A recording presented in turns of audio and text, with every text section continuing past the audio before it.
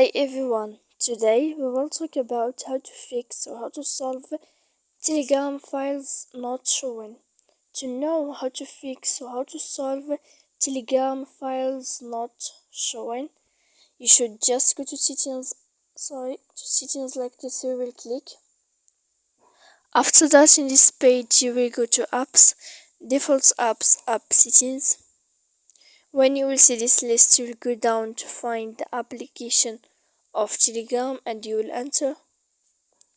Then in this page here you will go to click for stop. When you will end this, you will enter to storage. After that, in this page you will click clear cache. Then you will go to click manage storage, and when you will end all this, you can turn off your Wi-Fi. So please don't forget to support us by like and subscribe. See you next